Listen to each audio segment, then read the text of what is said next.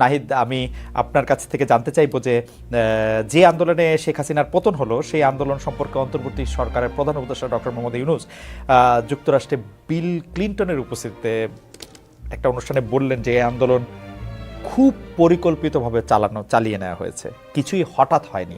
আমরা আপনার কাছে একটু জানতে চাইবো যে আপনার জ্ঞাতসারে কিংবা অজ্ঞাতে এই আন্দোলন কি শুরু থেকেই কোটার আড়ালে সরকার পতনের আন্দোলন ছিল?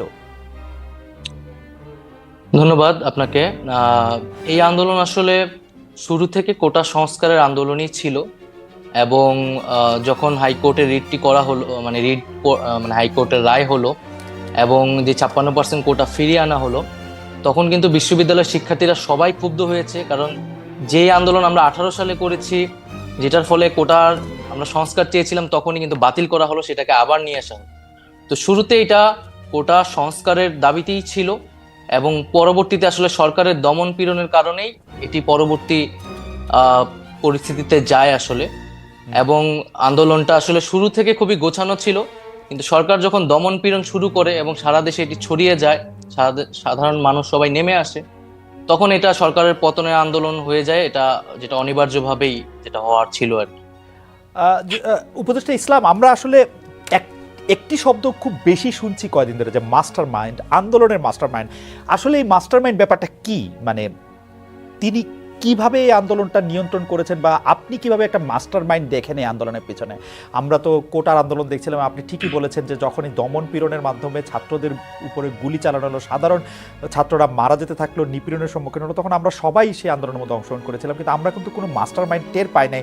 আমরা মনে করেছিলাম যে এটা স্বতঃস্ফূর্ত আন্দোলন। তো এখন এই মাস্টার মাইন্ডের কথাটা কোত্থেকে আসলো? মানে গত 7 দিন 10 দিন 15 দিন ধরে এটা আমরা শুনছিলাম, এখন তো প্রফেসর ইউনূস সেটিকে পরিচয়ই করিয়ে দিলেন যে হ্যাঁ, he was a mastermind of all this things. দেখুন, আন্দোলনটা আমরা বৈষম্যবিরোধী ছাত্র আন্দোলন, যেটি একটি সাধারণ শিক্ষার্থীদের প্ল্যাটফর্ম, যেখানে বিভিন্ন রাজনৈতিক দলের নেতাকর্মীরাও ছিলেন। তো আন্দোলনটা আমরা এই আন্দোলনটাকে এখন আমরা বলতেছি যে এটা একটা লিডারলেস মুভমেন্ট, যে আন্দোলনের আসলে কোনো একক নেতৃত্ব ছিল না, বরং সাধারণ মানুষই এটাকে এগিয়ে নিয়ে গেছে। কিন্তু আন্দোলনের একটা প্রেক্ষিতে কিন্তু আন্দোলনটা পরিচালনা করতে হয়েছে। সেক্ষেত্রে হয়তো আমরা গুটি কয়েক শিক্ষার্থী আর সারা দেশে আরো কিছু শিক্ষার্থীদের সাথে সমন্বয়ে পিছন থেকে এটা পরিচালনা করেছি। সেক্ষেত্রে কিন্তু আমাদের নানা জনই আসলে বুদ্ধি পরামর্শ দিয়েছেন। যার ক্ষেত্রে এই কথাটি বলা হচ্ছে, তিনি বিশেষভাবে আমাদেরকে পরামর্শ দিয়েছেন এবং পিছন থেকেই সাহায্য সহযোগিতা করেছেন। কিন্তু তিনি এবং আমরা কেউ এই আন্দোলনের মাস্টার মাইন্ড এই শব্দটার সাথে কিন্তু একমত নই। সেটি হয়তো ভালোবাসার জায়গা থেকে অনেকে বলছেন, ডক্টর ইউনূসও সেটা বলেছেন, কিন্তু আমরা আসলে এটা এমন ভাবে দেখতে চাই না। আমরা এটা একটি জনতার স্বতঃস্ফূর্ত আন্দোলন হিসেবেই দেখি।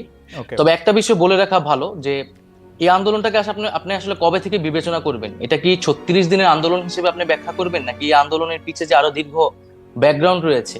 আমরা যে আরো দীর্ঘ 7-8 বছর ধরে লড়াই সংগ্রাম করেছি, ক্যাম্পাসগুলোতে বিভিন্ন আন্দোলন করেছি, সেই ক্ষেত্রে কিন্তু ভূমিকা রয়েছে